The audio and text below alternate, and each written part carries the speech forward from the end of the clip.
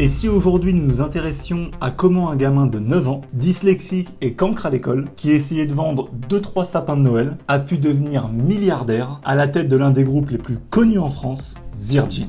On est sur quelqu'un qui est clairement bien loin du cliché tyrannique du patron qu'on peut voir dans les films. C'est un homme drôle, audacieux, excentrique, qui a su se faire une place au milieu des milliardaires sans pour autant perdre son humour. Et son humour, c'est quelque chose qui va revenir dans cette vidéo. Mais son ascension sera très loin d'être simple. Richard ayant du mal à trouver ce dans quoi il est bon. Comme quoi, il ne faut pas se presser. Branson va nous montrer qu'on peut parfois mettre une vie entière avant de trouver sa voie. Sapins, journaux, prison, musique. Richard Branson aura tout fait pour devenir milliardaire et vous allez voir, c'est magique. Mais avant de parler du milliardaire à succès, on va revenir un petit peu en arrière. Richard Branson, né le 18 juillet 1950 à Londres, vient d'une grande famille de magistrats. Et clairement, il avait tout pour devenir l'enfant prodige. Destiné à une réussite tracée d'avance dans le milieu juridique. Pourtant, la réalité fut bien différente. Déclaré dyslexique et hyperactif, il avait de grosses difficultés à l'école. Et le fait que sa mauvaise vue ait été diagnostiquée très tard n'a vraiment pas aidé le tableau. Ses mauvais résultats et son comportement vont même le pousser chez le proviseur un grand nombre de fois. Ce même proviseur qui lui aurait dit un jour « Toi, tu finiras soit en prison, soit milliardaire ». Seuls ces deux hommes présents dans ce fameux bureau savent si cette phrase fut réellement dite. Mais ce qui est sûr, c'est que c'était une sorte de prémonition. Parce que Richard, en réalité, cochera ces deux cases au cours de sa carrière. Bien que mauvais à l'école, Richard Branson va développer très vite un goût aiguisé pour les affaires. Et ça commence dès ses 9 ans. Il se lance tranquillement dans la production de sapins. Dans le but, évidemment, de les revendre durant les fêtes de Noël. Alors c'est sûr, c'est pas devenu tout de suite un succès. Et c'est pas non plus ce qui fera de lui le plus jeune milliardaire du monde. Ça a pris beaucoup plus de temps que ça. En fait, son business de sapin de Noël s'est même soldé par un échec. En même temps, à 9 ans, normal.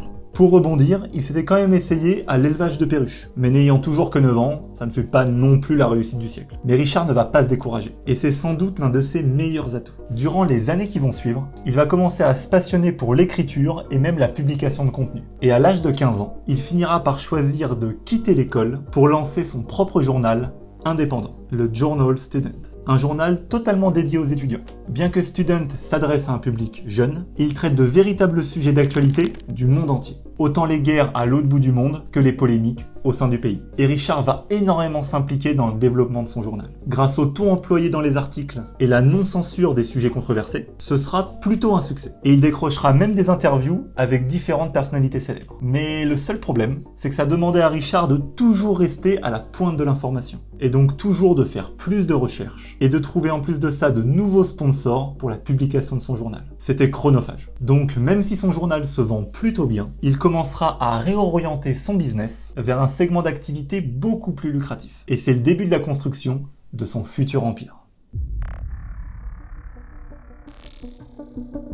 Après Student, Richard choisit de réorienter son business vers une activité en plein boom. En plein boom en tout cas au début des années 70. Parce qu'ici on parle de la vente de disques par correspondance. C'était un business qui demandait beaucoup moins d'engagement, mais qui générait de bien meilleures marges que les magazines. C'est même d'ailleurs à ce moment-là que le nom Virgin aurait été trouvé par l'une des employées de Richard. Je cite « We are all virgins in this business ». C'est une blague par rapport aux disques vierges vendus. Pour autant, Richard conservera ce nom pour son groupe, et ce jusqu'à aujourd'hui. Et cette activité va très vite se développer. Richard ouvrira même un magasin de disques en plein milieu de Londres. Le but, diversifier ses canaux de distribution et ne plus dépendre entièrement des services postaux. On arrive en 1971 et c'est là qu'il va cocher l'une des deux cases de la prémonition de son proviseur. Il finira par passer une nuit en prison. Alors, loin d'être un bandit, il aura délibérément déclaré des ventes de disques à l'export pour éviter certaines taxes et impôts alors qu'elles n'existaient pas. Résultat, cette fameuse nuit en prison, mais surtout une belle amende de 200 000 livres sterling.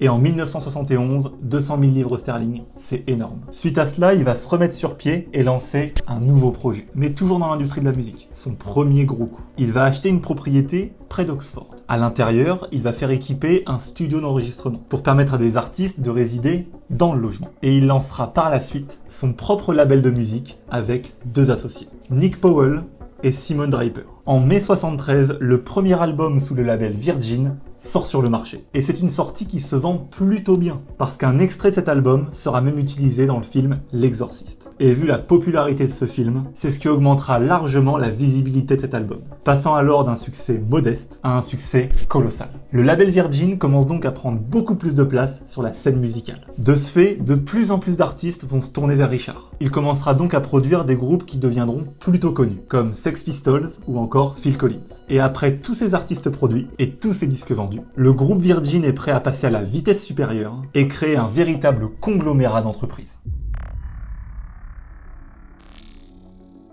Il se confronte à un choix majeur. Soit continuer à se développer dans le secteur de la musique, en développant de labels Virgin, peut-être en achetant de nouveaux labels pour grossir, ou bien diversifier ses activités dans des domaines qu'il ne connaît pas encore. Et on se rappelle, Richard Branson est un hyperactif, passionné par l'entrepreneuriat. Vous vous doutez donc de la réponse. Il va se lancer dans beaucoup d'activités différentes, en utilisant la stratégie japonaise du Keiretsu, c'est-à-dire une stratégie d'investissement tentaculaire dans énormément de secteurs et de mise en place de synergie entre ces différentes activités. En clair, Richard va investir un peu partout. Et clairement, il va échouer dans certains domaines, mais réussira dans d'autres. L'idée étant de dénicher des pépites au fil du temps. Et c'est ce qu'il va faire, et plusieurs fois. Par exemple, dans les années 80, il connaît plusieurs succès, que ce soit dans le domaine de la vidéo, de la restauration, mais aussi et surtout dans celui de la grande distribution. Il ira même jusqu'à transformer une petite chaîne de magasins locaux au Royaume-Uni en un énorme Virgin Megastore, qui sera développé dans le monde entier et au-delà des frontières anglaises. Finalement, les succès plus ou moins grands de toutes ces filiales vont faire grandir le patrimoine personnel de Richard Branson,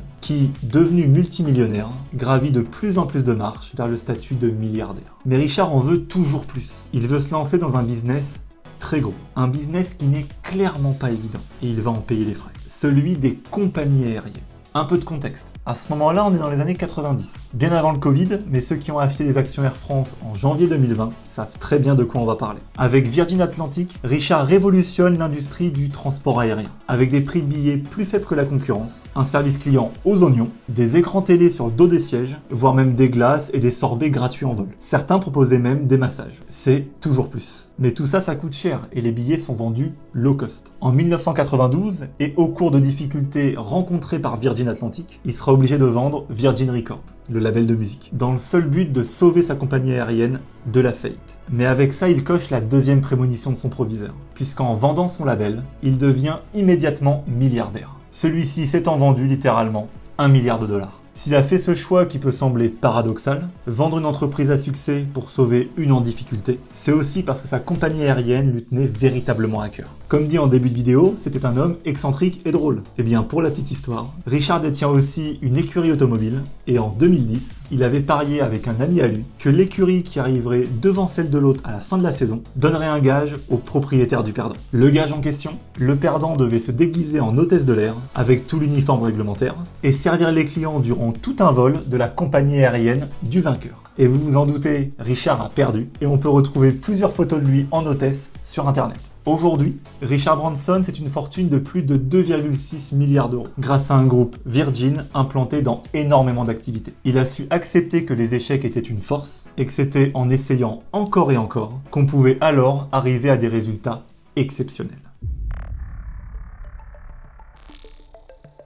En soi, la stratégie de Richard peut sembler absurde. Il a essayé presque toutes les activités possibles, en échouant encore et encore. Pourtant aujourd'hui, il se retrouve avec un groupe mondial et énormément d'activités. En fait, c'est le principe même de la diversification. On en a déjà parlé ensemble. Par exemple en investissement, pour constituer un portefeuille de placement solide, il est important d'investir sur des sociétés ayant des activités différentes. Tout simplement pour éviter de perdre tout votre capital si un secteur se retrouve en difficulté. Au hasard, celui des compagnies aériennes, par exemple. Ici et durant toute sa carrière, c'est la règle que Richard Branson aura appliquée. Il n'a fait que de se diversifier, et même s'il ne l'a pas fait en faisant comme tout le monde en achetant des actions, il l'a fait en créant toujours plus d'entreprises. En fin de compte, c'est un entrepreneur inspirant, qui n'a jamais vu l'échec comme une fatalité, et c'est cette leçon qu'il faut garder en tête. C'est ce qui peut rappeler un certain échange qu'il a eu avec Warren Buffett. Warren s'est adressé à lui en lui demandant comment il était devenu millionnaire. Richard lui a répondu qu'il est d'abord devenu milliardaire, puis qu'il a ensuite acheté une compagnie aérienne. Voilà comment il serait devenu millionnaire. Alors c'est une réponse plutôt amusante, mais elle traduit aussi quelque chose de plus profond.